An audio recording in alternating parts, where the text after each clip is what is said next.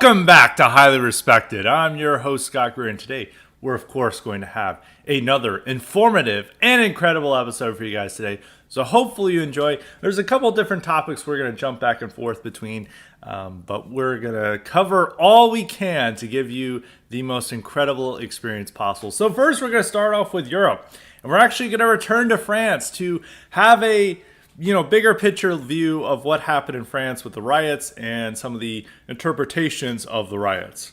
So the obvious cause for the riots is mass immigration, is that there are all these people from all over the world who are now in France. Well, not really all over the world, primarily from Africa, both North and Sub-Saharan Africa. And these are the people who caused the riots. They were even saying like, oh, well, only 10% of them are immigrants. But then pretty much the vast majority of the other ones are from an immigrant background, of that they're first or second or third generation immigrant, and they've never assimilated. And you could even see this from the clips, is that these are all brown and black people. These are not white working class French rising up against or anything. And the whole cause of it was saying that like racist police in France are brutalizing non-whites, and it's now time for them to rise up and attack this system. So they're very clear. It's very obvious what this was over. It was over a police shooting of a teenage North African who, with a long criminal record. It was the ethnic neighborhoods rising up. The banlieues, I think the S is pronounced, but banlieue is just singular. But I think banlieues is with. I think you do pronounce the French. French pronunciation is a nightmare for me. So this, anytime you hear, it's like last week I said Marseille, it's Marseille. We're learning some great things at the French language on this. It's a very American podcast, and we won't apologize for being an American. We should just call these whatever. It's like the banlieue. We'll call it the banlieue. Let's use American pronunciations. But anyway, the banlieues, they're rising up. It's from those neighborhoods. They're attacking the system. They're attacking the expressions of what they think is the French order. And by French order, they mean the white order, white power structure of the society. And that's what it was. It was a racial revolt. But for some reason, Anglophone post-liberals, and for those who might not know who the post-liberals are, I've talked about them a lot. This is a new trend of people who want to pretend that they're left-wing economically, right-wing socially conservative, and really most of what it comes down to, and we've had some podcasts about this, is that it's just people who are reviving, 80s era Labor Party policies, social democracy. And then they're just like, oh, we're pro-life. And there's some like vague religious veneer about it. It's like, oh, well, we want the Catholic Church to have a greater role. And then you look at the actual policies, and they're no different from like the 1980s platform of the Labor Party or any other type of European social democratic party. So it's not that radical at all. The only kind of conservative stuff in there is like some support for prayer and religious schools, and of course they're pro-life. So it's not that, but it's really more an exercise in contrarianism. And unlike with other radical stuff, which maybe gets a little too contrarian, it's highlighted in the New York Times and the major media posts, the media outlets. And all these guys seeing the French riots, and now you've seen a lot of these publications, Compact magazine, which was run by Sohrab Ahmari, Unheard, they really exist on trying to aggravate like right-wing Twitter and to be contrarian against them and write these like very snide articles. And they've sure enough did that with the French riots. They see everyone, commenting, oh, this is what happens with mass immigration. This is the fruits of diversity and multiculturalism. And, even some of the rioters were saying about that. They're like, screw the whites, screw the French, we're not French. And they're like, this isn't about immigration. This isn't about demographics. This is about bread prices. This is a revolt of the multiracial working class against cost of living expenses. And that's just so asinine for people to believe this shit. And it was like very popular, and people are like, oh, you guys just don't know French. Check out this graph. It's like, look, bread prices were not the cause of this. And second, there were no native French involved. Well, very few native French involved. I mean, there were Antifa types there, but the native French working class was not involved in the riots at all. It was primarily the new ethnic minorities. It was the ethnic minorities, along with some help from Antifa. None of these people were motivated by bread prices or cost of living prices. They were reacting against a system they feel that they're not part of, that they can't assimilate to, and they hate, and they view it as white and themselves as non-white, and that's what they're reacting to. That's what they're rejecting. It had nothing to do with food costs, nothing to do with food prices. This wasn't, 40-something mothers with like several children who are mad about bread prices. These were young men who, probably find a way to feed themselves anyway, and they're, mad about, they're really revolting against white civilization in France. This is the real meaning of the riots. This is the real meaning of the disturbances. To argue otherwise is just to deny reality or what's before you, and to do an exercise in contrarianism. And really, the whole point of this is just to be smug towards right-wing Twitters, like, oh, these guys are idiots. Because one of the person who wrote this was Malcolm Keone, who exists primarily to try to figure out new ways to dunk on right-wing Twitter users. And people are like, oh, he's just so smart. It's a half African, half Swedish guy. He's just so smart. And he's a former communist, or he's still a communist, actually. And he just really gets this stuff. And, it's just denying reality when you see it. And it's so stupid that this has became an idea that people entertain.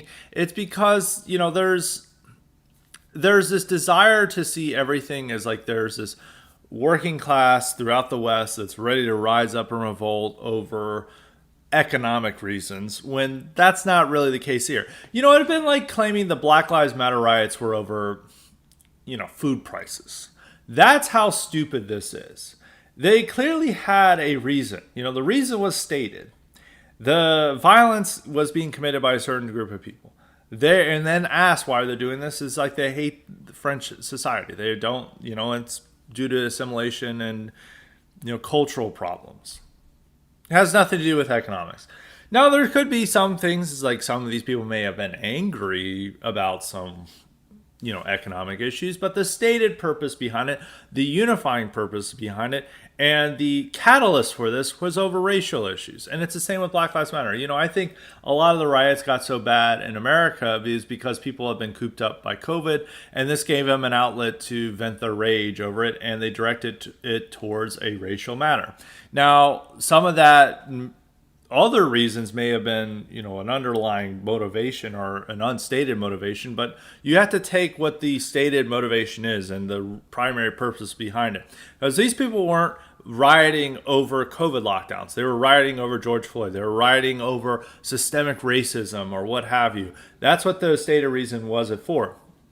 And it's the same here with the French riots. If you had said that was the BLM riots were over economics, that was stupid. And even it's like saying like January 6th was over economic anxiety, which Sohrab Ahmari wrote that article for New York Times. Like these people were reacting over how, DoorDash drivers weren't unionized. And it's like the majority of the January 6ers were middle class. So they were not reacting over that.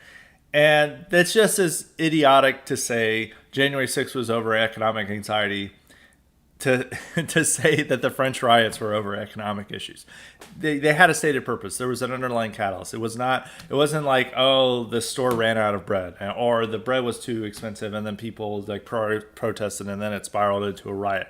And there were tons of native-born French working class who were probably bearing the most of the brunt of those high food prices. They weren't joining in. So it's just wanting to see something that's not there and to deny reality.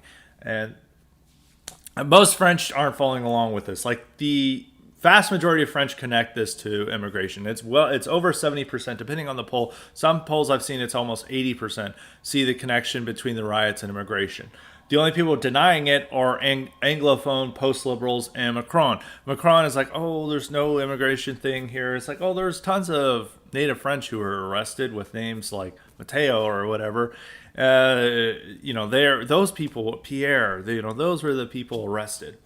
And that's it. I mean, moving along to the last thing on the French thing is how poorly Macron handled this situation. I talked about this a little bit last week, but I really want to emphasize this. There are still a couple of right-wingers, not many, none of them from the continent, none of them French-speaking, and none of them living in France, who really see Macron as a imperial figure, as a Caesar type, which is very strange because pretty much everyone who's on the continent of Europe hates Macron. They see him as one of the worst, as one of their, villains, and they do not see him as a good guy. You can see this even with some right wingers who are like, base Biden, Biden's awesome. It's probably even more ridiculous for Macron because Macron, he does some interesting stuff when it comes to Islam, but at the same time, he's increasing immigration. His solution to the riots was just giving more money to these areas, not trying to restrict immigration. The support for immigration restriction in France over the riots is now like over 70%. It's a lot of the 70% numbers. But Macron is like, oh no, we'll just give them more money. This has nothing to do with race. This has nothing to do with immigration. This is what it's about. And he had a weak response to the riots. He initially came out and condemned the police officer. He's still condemning the police officer. And it's just like this guy is not that great, white knight for Europe. A lot of people see him as somebody who can unite European Union to create an independent bloc of away from American power and to have decent relations with Russia or what have you. And that's not what he's about. He ultimately follows the globalist American empire line. He does say some things about China. He's like, we're not vassals to America, but by his actions, he is. I mean, he may grumble a little bit about the Ukraine situation, but he's fully committed to it. He's not really actively working for peace. He's not disputing the American-led line on Ukraine and Russia. And opening up business opportunities to China to allow China to have more control of the continent and, while isolating Russia from the continent is not really what the right wing wants to do. And the left wing government in Germany, which no one talks about how based Olaf Scholz is, they do a lot of similar things with China. They're more hostile to Russia, probably because they're more under the thumb of America. But, that's not really things to see them as doing anything good. So Macron is just, he has a little bit more interesting personality than some of the other European leaders. And he's also head of the second most powerful state in Europe, or second most important state in Europe. But at the same time, he's a standard liberal. And even his opposition to Islam stuff and, trying to curb Islamization and radical Islam, that doesn't come with any type of guarantees for immigration restriction. And at the end of the day, this was his opportunity to differentiate himself from other liberals. This is his time to say, this is an immigrant problem. We're going to crack down on crime. We're going to crack down on disorder. We're going to lower immigration because we cannot have a society like this. And he didn't do that. He did the opposite of what he should have done. He just did, more money for you guys. This has nothing to do with immigration. We all just need to come together. And even his government is trying to censor and arrest people who were criticizing the riots too much. And so, and even his government previously to that, it would, like some of these right wingers who may be into that, they've been arresting COVID skeptics. They've been arresting people involved in hate speech for many, many years. I mean, that's not unique to Macron. That's just the way of the French government and French laws for many years. So it's like you can't really see this as a Jupiterian figure as he wants to make it out to be. He occasionally makes some interesting comments. He occasionally differentiates himself from liberals. But this was a time to shine. This is a time to demonstrate who he really is. And he showed the world who he really is. And he's not this Napoleon in the making. He's just another liberal technocrat. Now on to other European leaders. Macron, I don't think it's a disappointment because most people thought he was bad from the beginning, and just a few people have rationalized him into being based or what have you. For that, I've been saying "what have you" a lot in this podcast. I need to stop saying it, but they have that mentality. He's not been a disappointment, but Giorgia Meloni in Italy has been a massive disappointment. It was announced last week that late last week, that Italy is now going to offer over 400,000 visas to immigrants outside of the EU to come and work in Italy. And outside the EU means they're going to be non-white. This is not bringing in Eastern Europeans or, what other type of group. This is bringing in non-whites from outside the EU. And this may be one of the worst things I've seen. And a lot of governments have been starting to do this. Poland, this is controversial because if you ever criticize Poland, there's like a Polish Defense League on Twitter that comes out.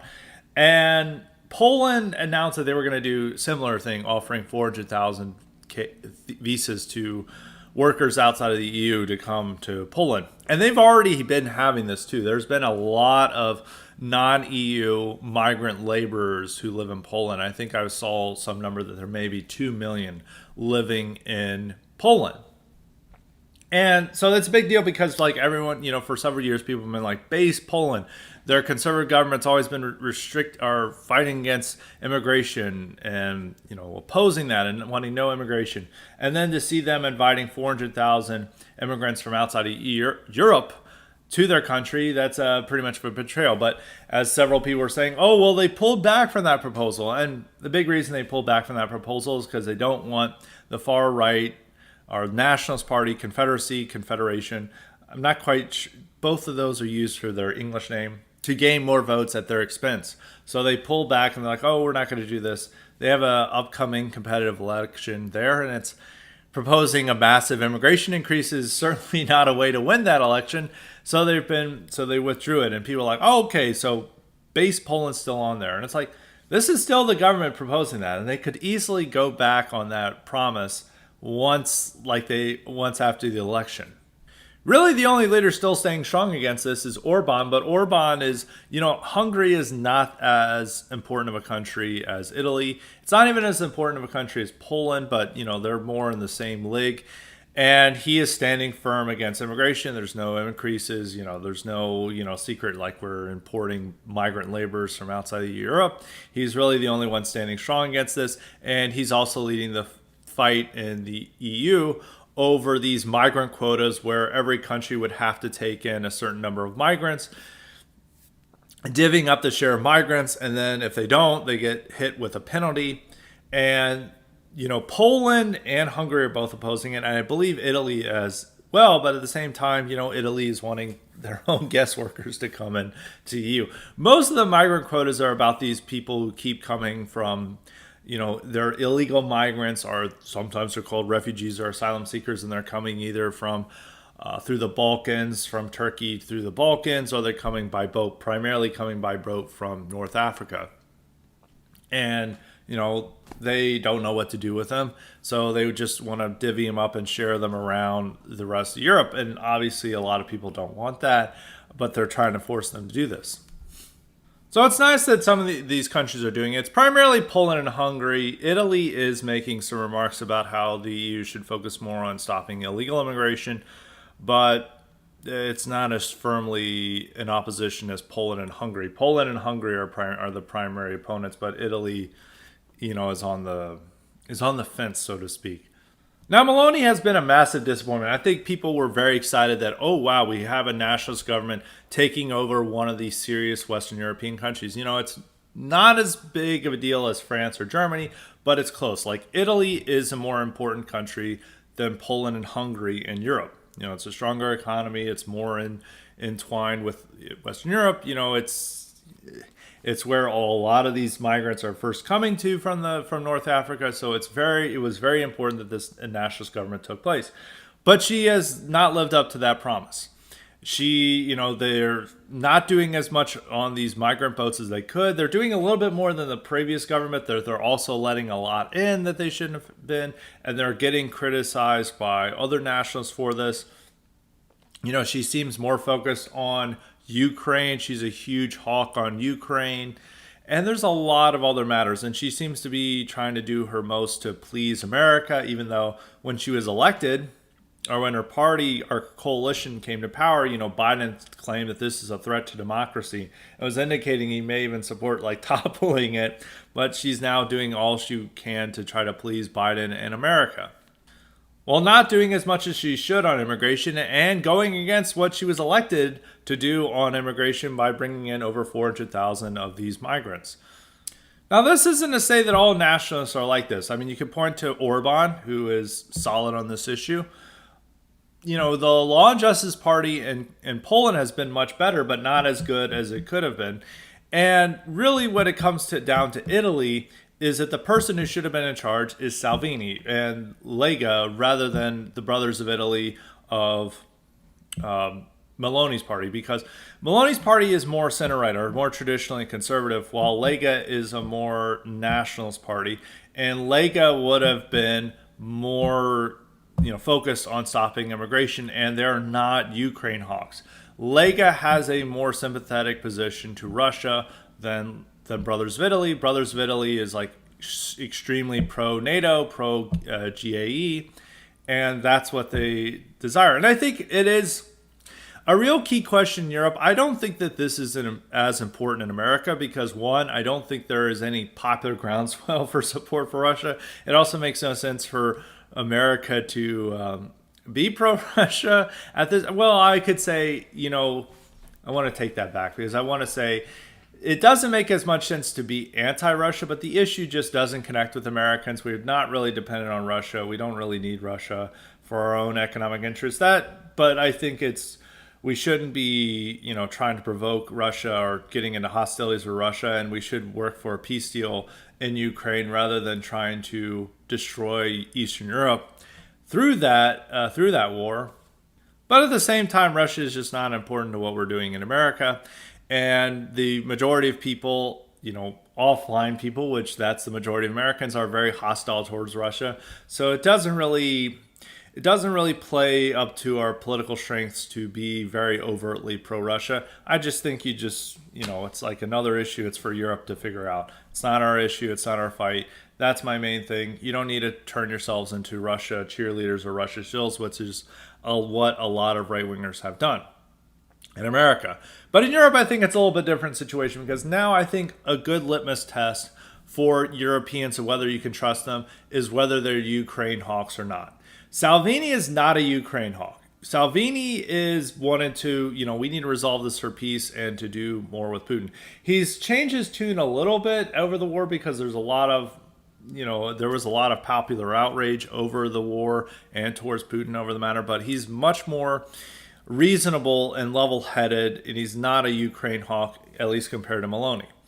And Poland is really, is the most hawkish on Ukraine. They want us to send tons of weapons there. Even Poles want to intervene in Ukraine. They are out of all the states, they may be the most hawkish on Ukraine. Yet they do have this government that's on immigration. And I think when you have in Europe, when you have the choices of wanting to move away from America and be more independent, and that also means having better relations with Russia and working more with Russia, that's probably a much better stance for nationalists than those who are extremely pro-NATO, pro-America, because I think those who are pro-NATO, pro-America are more willing to betray and to sell out on the identity issues. Because Orban of all the EU powers is the most independent on Ukraine. It's the least hawkish on Ukraine. It's still calling for better relations with Russia. It's still calling for peace in the conflict, and that's made them hated by the rest of Eastern Europe, even though Poland and is working with them against this EU migrant proposal. Poland and the other states have all in Eastern Europe have all been condemning them. The V4, they've effectively kicked out Hungary from the V4 because of their stance on Ukraine. Yet, once again, Orban is the one holding the line on immigration and identity issues compared to Poland. Even though Poland did backtrack, it's still very concerning that they proposed this anyway, and they may only just be pulling it back because of electoral matters or electoral concerns. And then Meloni, who is just a complete disappointment, even much more so than the Law and Justice Party. At least the Law and Justice Party did restrict immigration and fight back against the EU trying to impose immigrants on them. Well, like Meloni is not really even doing that. I mean, she's doing more to try to stop the boats coming in, but that's not even being that effective. So she's failing to do what was her main promise to do while being extremely hawkish on Ukraine. So that's why I think if you want to have a true nationalist, you really have to have somebody who's a party that's wanting to be more independent of America, American control, and that's a better sign that you can rely on them and trust them.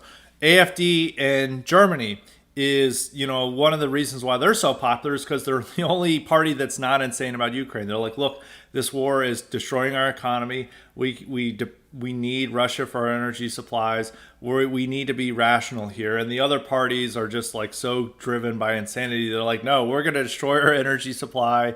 We're going to be hostile towards Russia, and we're going to be even more dependent on America. And AFD's like, this is terrible for Germany. Let's put Germany first.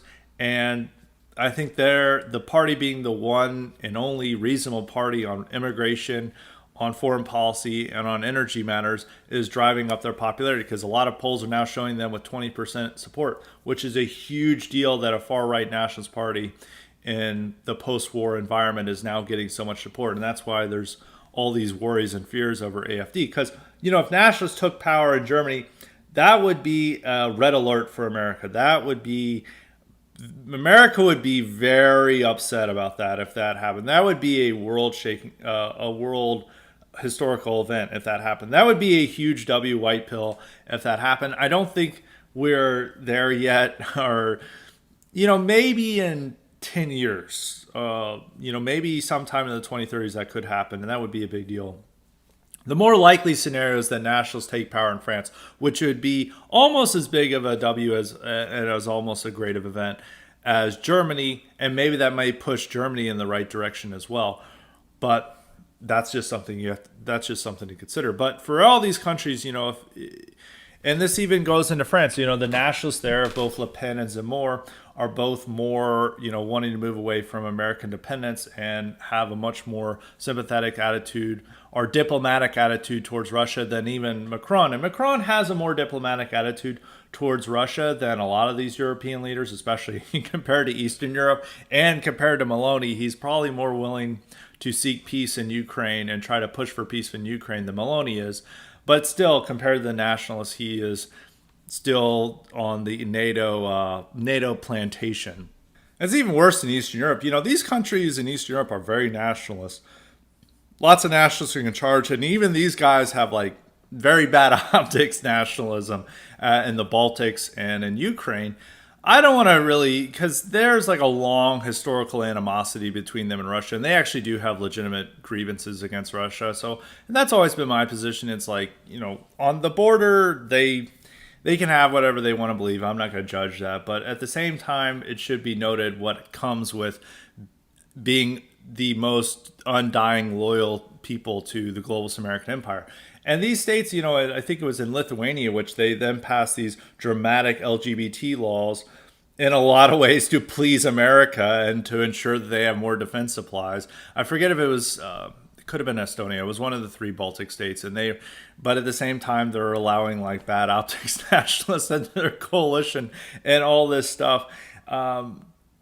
And there was even one state in the Baltic. I get them all three confused. I think this might have been Estonia, where they were supposed to have a nationalist party take power, but then there were some shenanigans, probably American-induced shenanigans, and they ensured that the standard government stayed in power. These are full-on satrapies of the globalist American empire, and I don't know if that's really what Europe wants. But at the same time, for the Baltics and Ukraine, the Ukraine outside of Eastern Ukraine are where they actually like Russia. But for the majority of Ukraine, they really have an experience of being under Russia and they really don't like it. And so they will choose a globalist American empire just because of that's the devil they know. And in ways that's different from the common phrases that the devil they know is worse than the devil they don't know in their mind. And they prefer the devil they don't know.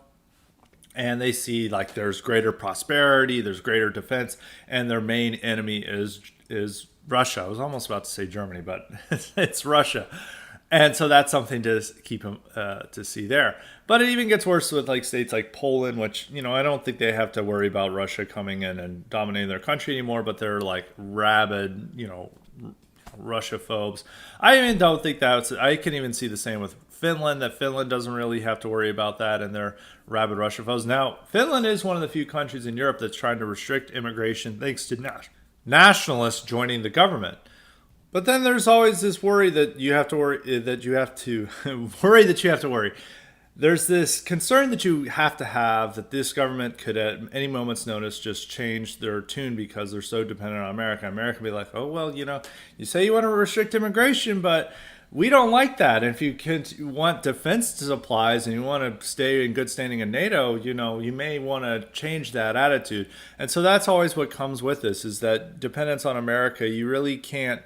It's not an either or with Russia or America, but Europe really needs to have more independence from America, and that would probably require better relations with Russia, but not like in the same subservient role they have with America that they would maintain with Russia as well. Hey, but they need to gain that independence because otherwise they're not able to protect their continent, protect their borders from invasion, and to maintain their identity and maintain who they are. It's impossible to do that with American control, or at least as America as it exists now and operates in the world right now. And unless there's some dramatic change in the globalist American empire, this is going to be the fate of Europe. It's they're always going to be pushed to have more immigration, to embrace these radical social liberal laws. I mean, in a lot of Western Europe, they're already maybe have more radical social liberal laws than us, arguably. But it's the case in Eastern Europe where they're more socially conservative. They'll have to push for things to make us happy and to ensure that they have drag queen story hour and other matters in order to please the American State Department. So I think that's now a good litmus test, is whether for nationalists and right-wing parties is what is their stance on Ukraine and what is their stance on Russia. And if they have a reasonable attitude towards it, if they're not hawkish on Ukraine, if they want a peace deal and they admit that Europe needs to have decent relations with Russia, they're a nationalist party in Europe you can trust. If they're massive hawks on Ukraine and Russia, like the Sweden Democrats, Meloni and others, you do need a degree of skepticism with them. Now, it's good that they get in the government. Like, I do think the Swedish Democrats and the True Finns, or they're now just the Finns in Finland, and a couple of these other parties, they're still good. It's still a positive development, but you do have to have skepticism that they're going to fully deliver, because ultimately they are pawns, or they want to be pawns of the globalist American empire, and that could make them change their immigration attitude and this obsession with standing athwart or standing against Russia. And you can already see that happening in the Baltic states and Poland. Now moving away from Europe to the Anglosphere, and it's the Indians wanting their land back. This discussion is prompted by Ben & Jerry's issuing a ridiculous press statement on July 4th saying that America is on stolen land and it's time to return that land to the Indians. It was particularly highlighting Mount Rushmore and saying how it's so bad that Mount Rushmore is on stolen land and this belongs to Indian tribes, even though the specific Indian tribes had stolen that land as well or conquered that land from somebody else. America has to give them back to them. And then it criticized the 4 great Americans on Mount Rushmore as evil white colonizers who oppressed the indigenous. So this was a bizarre statement from an ice cream company, obviously, to make, but is unfortunately not an uncommon view in America right now that we are living on stolen land. City councils throughout this country now have issued land acknowledgments saying that they're on stolen land and how bad that is. And so do schools and universities issue this as well. And even some sports teams have done it. It's a bigger deal in Canada, but we'll get to Canada in the moment. It's taught in our schools and universities that we're not only outside the land acknowledgments that we live on stolen land. And so a lot of Indians are now demanding reparations of some sort for their past crimes and saying about how awful America is. And it's very bizarre for a country that, we would not be America if we had not conquered this land and defeated the Indians. But now we have to apologize for that, which is very weird because, one, Indians were fighting and stealing each other's land for many, many years before we even arrived. And they were still doing this when we arrived. And many of these Indians are like, well, this has been in our land for thousands of years. No, they had just recently arrived before they came in contact with the white man. And now, since they lost those battles, they want to claim that that's their land. But that's not how this works. That's not how human history works. To give their land back or to feel apologetic for conquering the land, because America would not be a great country if we had not taken this land. And this land was just there. That's the way of human nature and human history, is that people come and conquer, and some people lose, some people win. And that's just the nature of the things. And the Indians were well aware of this due to their own life and their own interactions between the tribes before the white man was here and during the white man's arrival. But now this is popular to talk about. And so how much of a threat do we have to worry about in America with this? So far, compared to, Canada and Australia, we are not really there yet with full on, groveling to the Indians and giving them tons of reparations and lots of land that shouldn't be theirs. Outside of the Oklahoma, a decision in Oklahoma that was issued by Judge Gorsuch.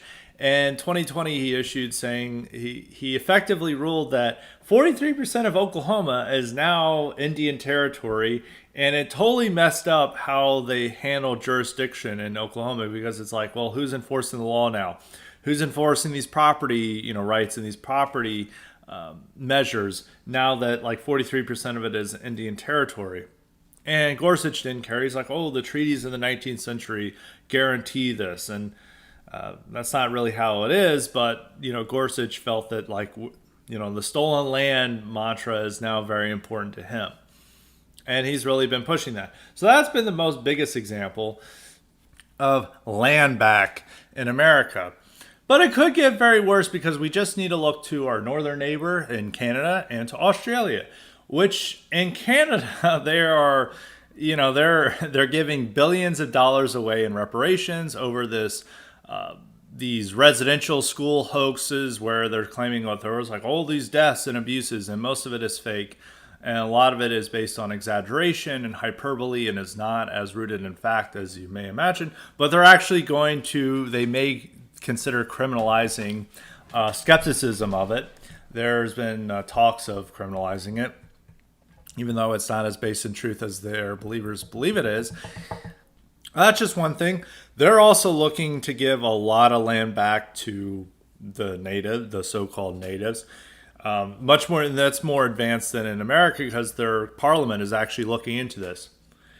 They're also thinking about changing their national anthem to reflect that it's on native land. They're thinking about even eliminating their national holiday. Or a lot of cities don't celebrate their equivalent to Independence Day. They've essentially cast aside their founding father, John A. Macdonald, as removing a lot of public honors for him and monuments, because they think he was a racist who stole land from the Indians. So they're really replacing themselves and any type of historic identity they had to just be one of guilt over what they did to Indians. And it's getting worse in Australia with the Aborigines, with the people in the Aborigines, is that they're changing a lot of place names that have Anglo names or honoring the settlers to that of the Aborigines. They're thinking about canceling their National Independence Day or their Settlement Day. It's Australia Day there, because celebrates the arrival of European settlers, and for Australians now that's nothing to celebrate, even though Australia would not be a country without those European settlers. So it's very much these I guess worship of the indigenous comes at the expense of people having any pride in who they are and pride in being a nation. Is that they're not even supposed to be nations, is that the fact they are nations is a terrible thing, is that they should have just let the Indians and Aborigines just do their own thing, and maybe they would have been great of some sort. But that's just how the mentality is. And Australia is going a step further, because there's this big vote over granting something called an Indigenous voice to Parliament. And this would give them, it's a little unclear what may be the parameters of it, because it's supposed to be an advisory body within the Parliament that, has a say in what's going on. And there's worries that, everything would have to be approved by this advisory body for things to carry on. And it wouldn't be democratic, because it only represent a small part of the population.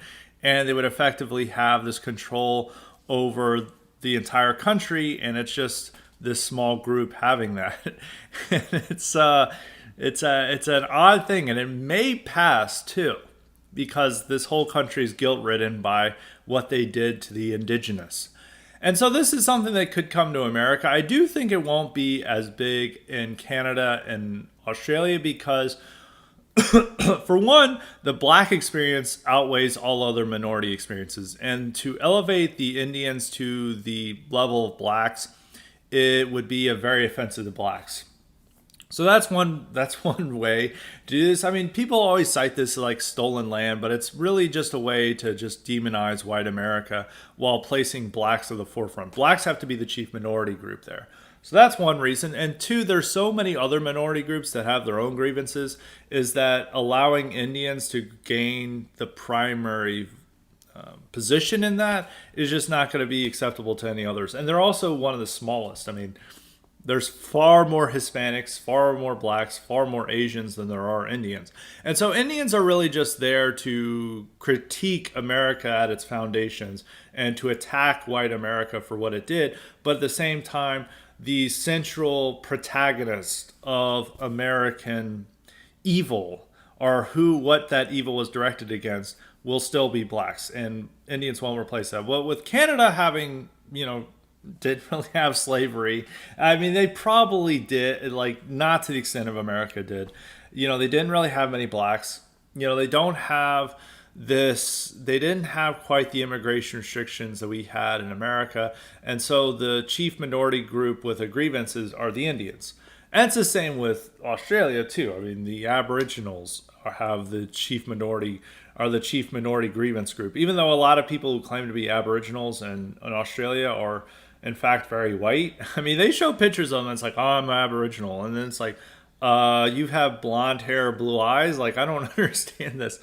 So that's why it's probably limited in it reaching the level of Australia and Canada, because there's so many other minority groups with their own grievances that are well ahead of the Indians. And they're just not going to become the primary force in minority grievance politics. But at the same time, there could be these things. Like Congress could issue a land acknowledgement. We could one day destroy Mount Rushmore and give it over to the Indians. That's the type of stuff. Reparations will only happen if we give reparations to blacks, because blacks are first in line, and blacks would be pissed if Indians got ahead in the line of them. And as I said, they're the central characters, and that's in the minority grievance politics, and they are not going to let anyone cut in line in front of them. Just like in real life, they're not going to allow people to jump ahead a line of them. But outside of all this, of the practical effects of it, I do think all these countries in the Anglosphere, and I think this is happening a little bit in New Zealand. I didn't really talk about New Zealand that much, but New Zealand is also doing that with the Maori tribes, and is also doing similar matters with the Maori as Australia and Canada are with their own indigenous. There's a lot more Maori. The Maori have been a more powerful group, I think, over time. And also people who are actually Maori or claim to be Maori are, unlike with the Aboriginals, where it's, like I said, a blonde-haired, blue-eyed guy who was raised around whites is claiming Aboriginal status. But the entire Anglosphere, without the exception of the UK, I mean, if the UK found Indigenous there, they would be totally into this.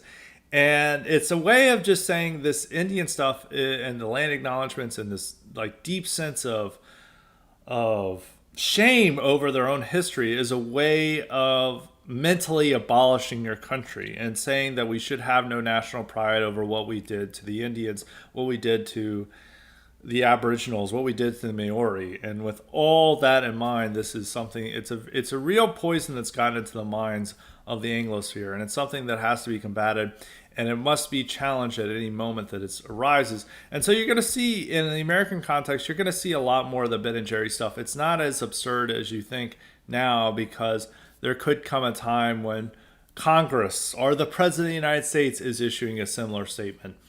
And we're already seeing similar statements issued by the leaders of Australia, New Zealand, and Canada in regards to their own Indigenous peoples. Now moving on to our final topic before the con league questions, we have cocaine was found in the White House last week.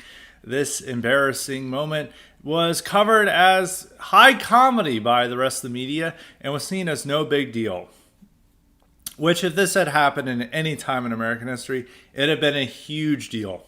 Now, there were questions about it, but the media was like poo-pooing and like, oh, we don't know who could have brought cocaine in the White House. It's like, This is like the most surveilled and guarded and protected area in America, possibly the world. And you guys are saying you can't figure out who brought in the cocaine. And people are just like accepting this, and they're like, oh, there's some grand conspiracy. Conservatives are about this. And it's most likely Hunter Biden's. I mean, could be some other staffers, but pretty much the whole concern is like, it was just a little bit. It's no big deal. Like, just move on.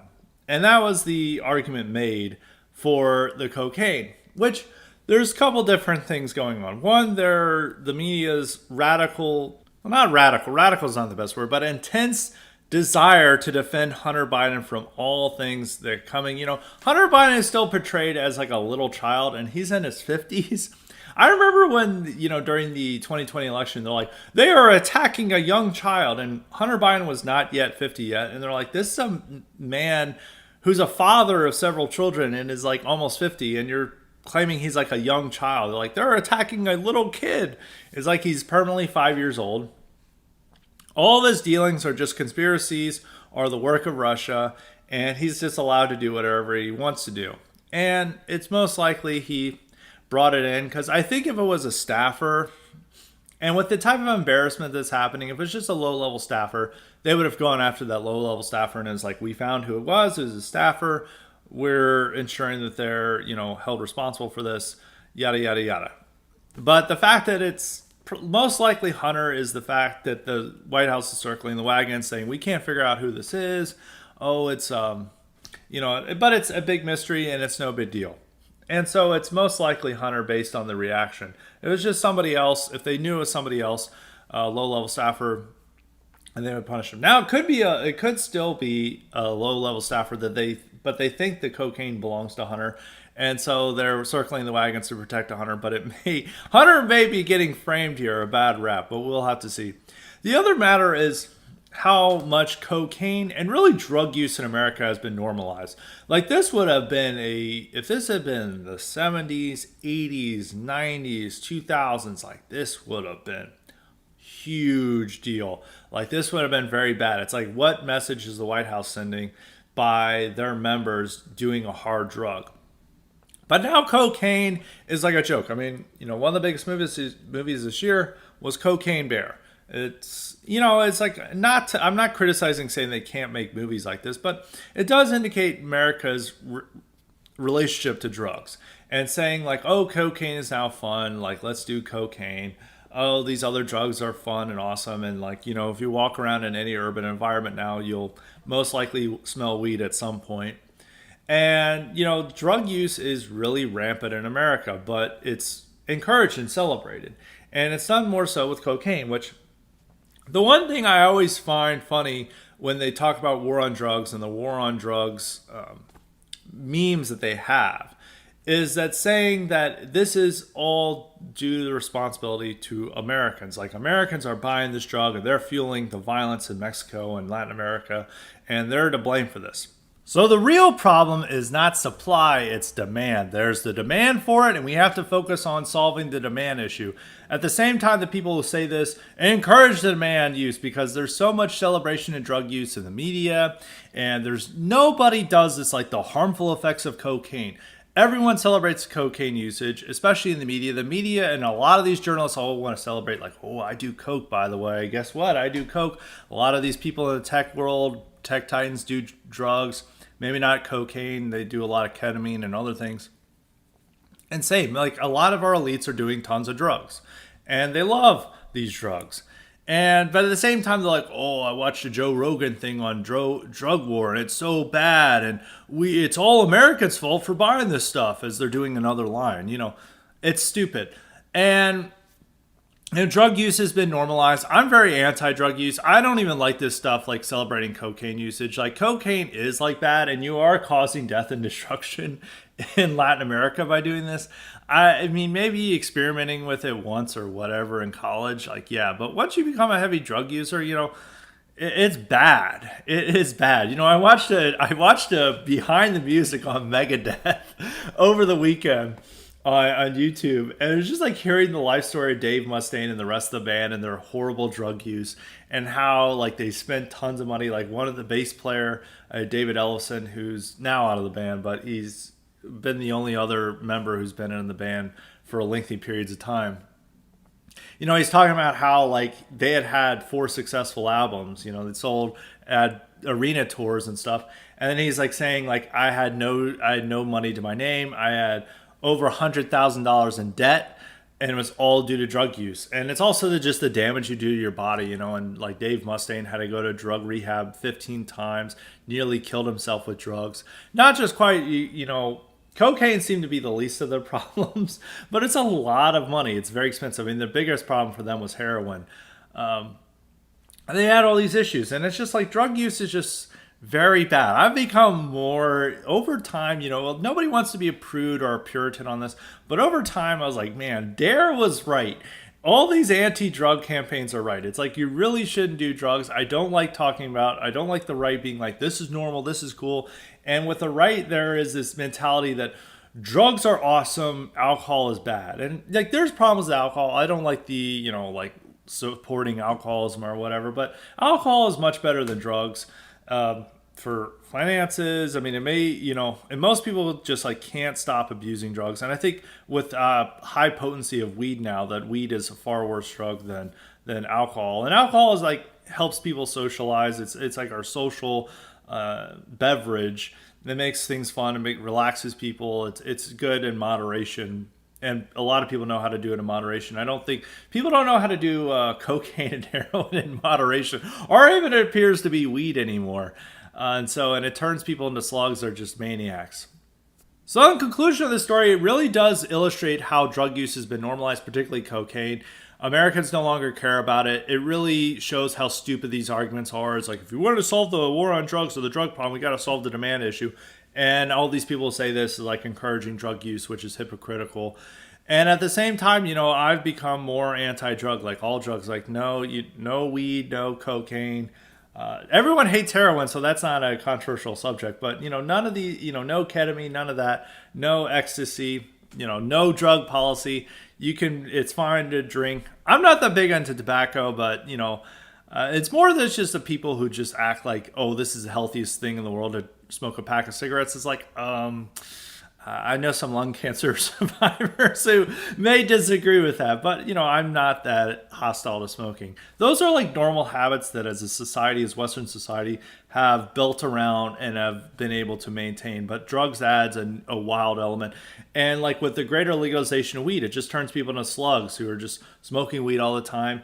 And unlike, somebody drinking, having a glass of wine after dinner or something if you're smoking weed, like even in your apartment or, maybe if you're in your house, no one would notice. But most people would smoke it outside, and it's like, it smells up the whole area. So it's like, it creates a quality of life problem for everyone. So in conclusion, we're very anti-drugs, and this story illustrates how the media and the elites are normalizing drug use and celebrating drug use and are no longer bothered by cocaine. So that is it for the normal topics. Now on to the Cognitive Elite questions. As a reminder, you too can get the power to ask me questions or suggest guests and topics if you sign up for the Cognitive Elite option at Highly Respected Substack. And that's at highly-respected.substack.com. And make sure to sign up for the IQ supplements while you're there. And the first question comes from Dave, and it's a big one. It's asked, Scott, what are your thoughts on the new movie Sound of Freedom? Sound of Freedom has taken over the discourse in a lot of ways because it's a conservative produced movie. It's about I don't know if the guy's still a Department of Homeland Security agent in the movie, but it's about a Homeland Security agent who goes to rescue kids, being Latin American kids who are getting sex trafficked, and he goes in the jungle to rescue them. I haven't seen the movie, but I can understand the plot, and it's based on a true story with a lot of exaggeration. There wasn't quite the guerrilla operation to rescue this child in the jungle, but movies take license, so you make it a more interesting movie. It'd not be a very entertaining movie if it wasn't more action involved. And this is it. And it's making a lot of money. I was seeing a news story that it would have made over $40 million in its first week. And that's a very successful number. I mean, there's some blockbusters that bombed that wish they could have had a 40 million in one weekend. This is a low budget movie, you know, done entirely through word of mouth. You know, it's not getting the support of major Hollywood, and it's having a big success. I mean, it has Jim Caviezel in it, who most famously played Jesus Christ in The Passion of the Christ. His career took a nosedive due to that. But he still did it anyway. He's become very conservative. He's a devout Christian. People attack him for attending QAnon conferences, but that is what it is.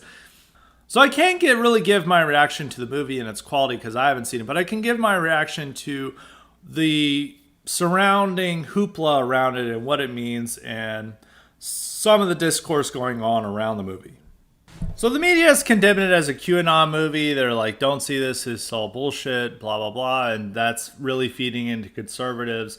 What they want to believe about the movie is like, the liberal media defends pedophilia. They don't want you to know about the pedophile networks. And, you know, it's a mutually beneficial arrangement in how it's being covered is that the conservatives desperately want that negative attention. Because if the movie was like saying, it's showing a real problem in Latin America of like how these kids are poorly treated and trafficked and used in brothels and stuff. That would have made and used in child pornography. That would have been it wouldn't have been as good for the film's notoriety. And it's making it more controversial. If like these major outlets, Washington Post, Rolling Stone, and other big outlets are condemning it and saying like this movie is bad, it's QAnon. That feeds into what conservatives want to believe is that saying, hey, the left is wanting to normalize pedophilia. They're wanting to defend it. And that we're going to go see this movie to show how we're standing up against the pedophile networks.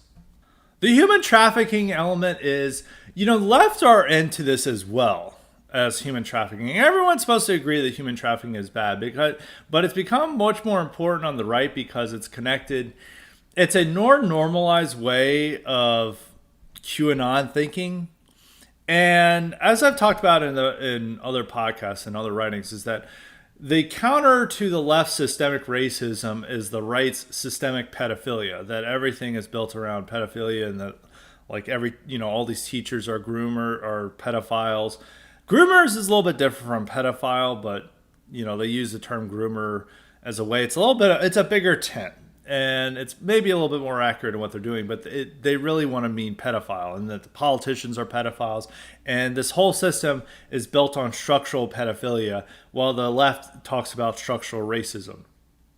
And it's a popular narrative to counter because the only thing more controversial or more hated in our society than racism is pedophilia. A lot of the right wants to talk about how pedophilia is being normalized, or like there's a move away from it being a taboo. Outside of a few like crazy academics or people on Tumblr, I don't think Tumblr is still around, but like people like that who will just like, well, like blah blah blah, something about pedophilia.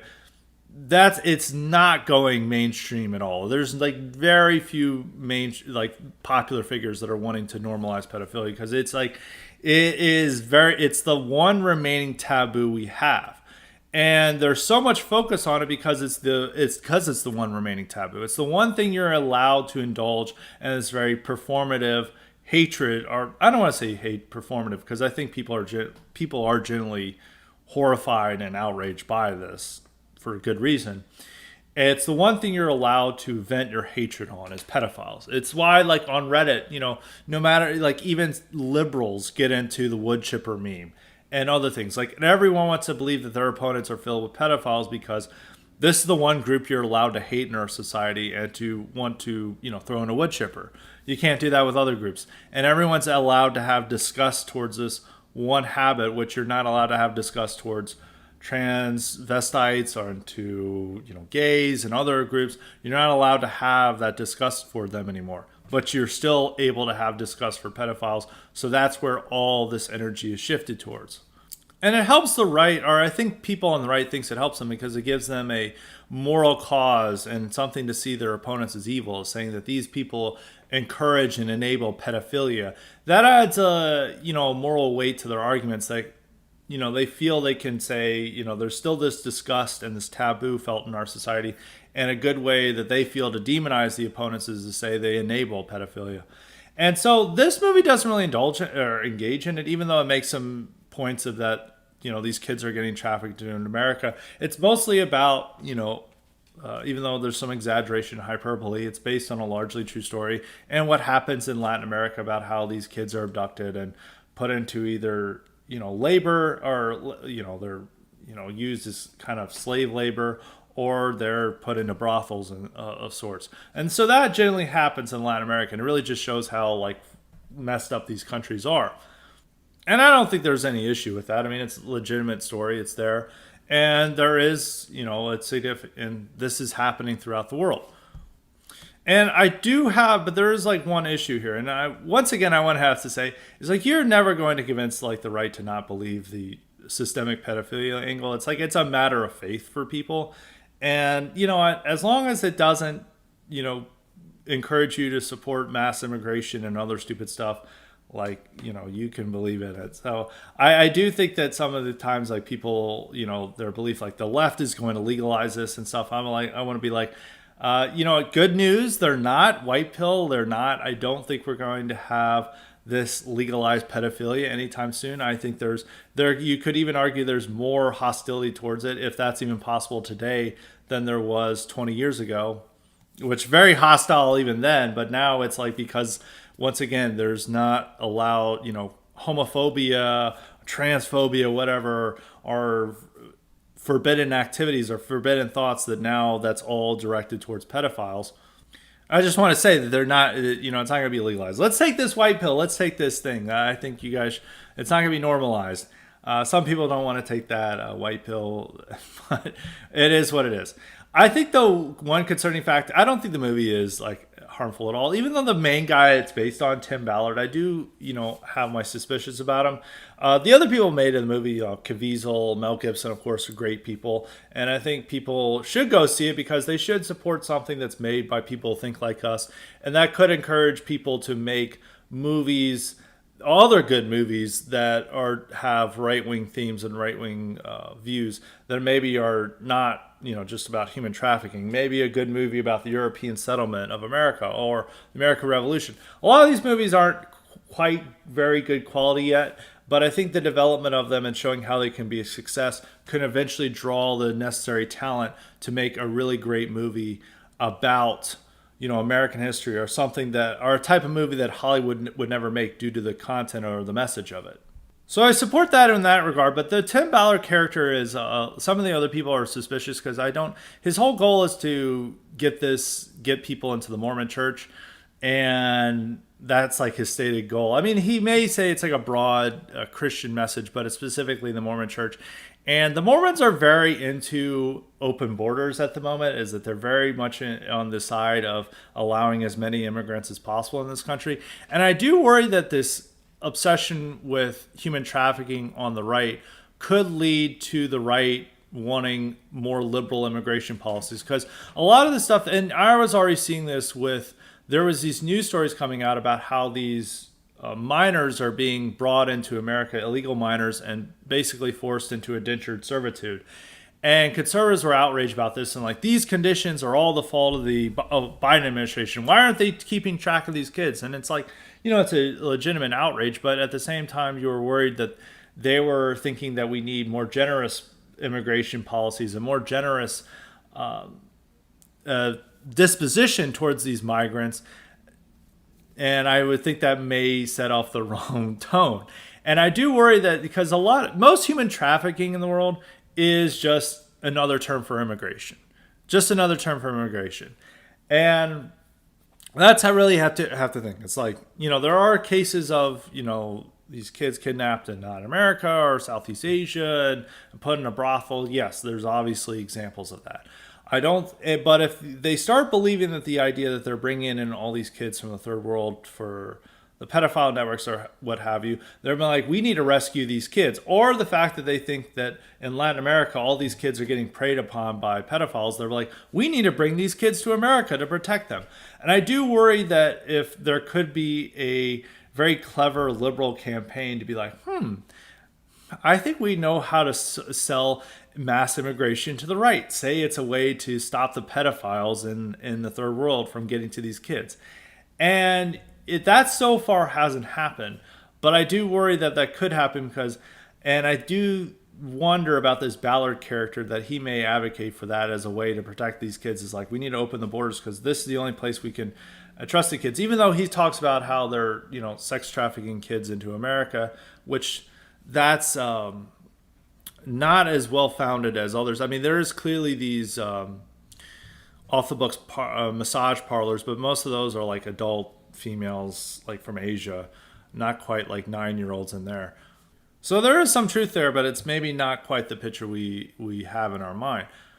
But the thing you need to remember is that human trafficking is just another term for immigration. And if their conservatives become very concerned with, like, we need to solve this problem of human trafficking, it can be manipulated into making them support more generous and liberal policies for immigration. It also opens up the opportunity for, like, really insane grifters. There was a story of earlier this year, there's this crazed woman this woman, Eliza Blue, who claimed that she was human trafficked, and there was like stories about it, and it sounded like she was just in some normal like relationships, and they went south, and then she tried to claim that this was a form of human trafficking. And I know another story of an e-girl who flew to Europe to have sex with an influencer with this stated in mind, and then the influencer ghosted her or just didn't want to date her. And, she had a meltdown. And then years later, she claimed she was human trafficked by this influencer. And I could see this a lot of times with women. It's like, you even see these stories like, oh, me and my boyfriend went down to Miami and we had sex. And then he broke up with me. I was human trafficked. That's like a lot of liberal women are into this. It's like, oh, that's definitely human trafficking. There's a lot of like the concerns over human trafficking and pedophilia are now built around middle-class white women concerns. Is like pedophilia is now like a 40-year-old man dating a 28-year-old, or no, just even a 30-year-old dating a 22-year-old is like pedophilia. Human trafficking is their boyfriend like taking them to traveling with them and having sex with them and then breaking it when they get back home. So it's like this. It all becomes like their narrow concerns of their relationship woes like are built around this stuff. But that's an aside. That's more of a funny thing. The worst problem that could happen is that I think it could encourage conservatives to engage in liberal immigration policies. That's why I'm like a little skeptical. I think people should see the movie. I think most people who see the movie are not going to get that impression, are going to stay away from that impression. But I do have that concern that if human trafficking becomes the number one issue for conservatives, or one of the top issues, is that could push aside the identity issues and even make them terrible on the identity issues, because they're like, oh, we need to protect these kids, so we need to bring them to America. Or we need to intervene in Latin America and these places, or wherever there's kids there. We need a neoconservative foreign policy in order to protect these kids. So it could really shore up support for the standard globalist agenda, but now it's done on the sake of combating systemic pedophilia, which I do have this concern. But those are my thoughts on it. I think it is very good that it's becoming a successful film, and I do think that this does show that conservatives are becoming a consumer group, an almost unified consumer group. Because once again, you can see this with Bud Light, is that they will organize to boycott one product, and they can be won over to support another product in Sound of Freedom.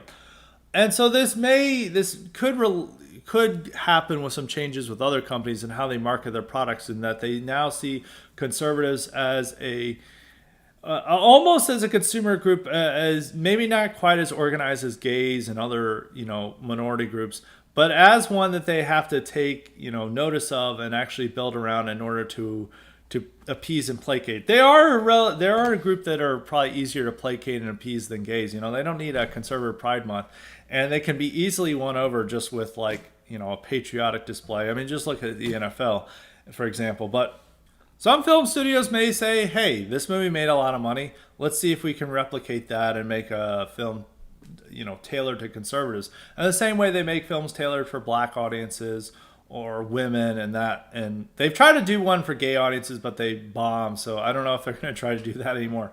are Asian audiences that they're now trying to do, and they may try to do that with conservative audiences, and that would be, I think that would be a very positive development and allow for some movies with better messages.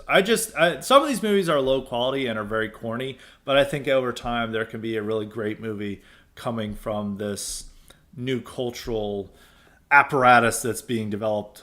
Now on to the other questions. These are probably gonna be short questions or short answers because they're pretty simple. The first question comes from New England refugee, and he's asking Happy Fourth because this came around July 4th.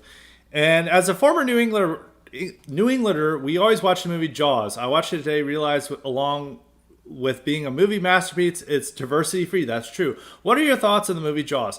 As a kid, I was terrified of Jaws. I really did not like sharks as a really little kid. This is like when I was like 7 or 8, and the movie was on all the time, and I always like worried there would be like a shark in the water or some sort. Over time, I'm not that afraid of it. I was watching Jaws on the TV when I was at the gym, like a week or so ago, a week or 2 weeks ago, and I was watching. I was like, man, I really want to watch Jaws. I was watching both of it, and it's a very good movie. I really enjoy it. It's was not good for the shark population. Made everyone terrified of sharks, but it's a very well-made movie. It is true. This is one of the great things about watching all the old movies is that you don't have to worry about wokeness. It's all white.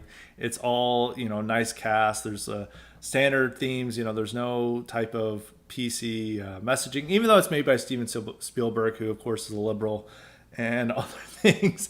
But it's a good movie. I enjoy it. I like it a lot more than some of his other movies. Like, I'm not a big Indiana Jones fan. I never really got into it. I watched Temple of Doom a lot as a kid. It was okay. It was not. I watched I've seen the other ones, but it's never been like movies I've been really into. But Jaws is a movie that I really like. It's one of those movies that has a powerful impact. A lot of those movies that terrified me as a kid, like now I think are awesome movies like Halloween, Exorcist. And it's not as scary as those movies because I think I'm not as terrified as like a sharks anymore as I would be. Even though if I was in water and a shark was by me, I may have a different attitude. But no, it's a great movie. It's definitely a summer classic. That's funny that New Englanders watch it because it makes them afraid to go into the water in summer. But it's a very good New England movie. So yeah, what more can you say about it? Very pro Jaws as a movie. And the final question comes from Tom. Tom asks, Happy Independence Day. He's getting all these on Independence Day. Question, if we lived in a normal world where the civil rights movement never happened and Lothrop Stoddard and Madison Grant were required readings for 6th graders across America, what would you be doing? I would hopefully either be a historian or a lawyer. I mean, I was actually being a lawyer was actually my plan coming out of college. But, things change, and I decided to become a thinkfluencer instead. But I'd probably be doing something normal, something involved with reading and writing. I mean, that's really what I enjoy. That's what I'm good at. Maybe I would be a plumber. I don't think so. I think to my strong suit, it'd be either historian or lawyer. I really wanted to be a historian, a history professor when I was in college. I then changed it to law, and then after, in normal life, I became a thinkfluencer. But, the history profession, I don't know what colleges would look like in that world. And I realized at that time that it's like a terrible career path. And it's even a worse career path now than even when I was in college. And then it was already abysmal. But now if you're like a white guy, even if you're a liberal, there's no way you can get a history job. You have to, unless you're doing, even if you're doing like civil rights or African American history, like the only way you can get that job is if you're non-white, particularly black. But I think in that world, you wouldn't have to worry about it. So one historian, but, if there was still a bad job market for that, lawyer. So I guess that's not that exciting. Maybe I could be, maybe if we had a better America, maybe I'd be serving the regime in some capacity. So who knows? But if I was not serving the government, like as a military officer or some other way of serving it, like a diplomatic service, I'd probably be a lawyer or a historian. But it'd be different. It'd be a different scenario. I think there's people don't want to, people with our political views, and I already had our political views by the time of college, that I really didn't have an interest in serving the government because I knew that my views were not in line with some of what the government was promoting. But if the government and the society were promoting what I believed in, then I'd probably have more interest in doing that public service. So, but that's a way to answer it. Maybe not the most exciting answer, but that's what I'm sticking to. So that is it for today's episode. Hopefully you guys enjoyed. We're going to have a great article later this week on the Substack and a fantastic IQ supplement later this week. So tune in for those things. So until next time, stay respected.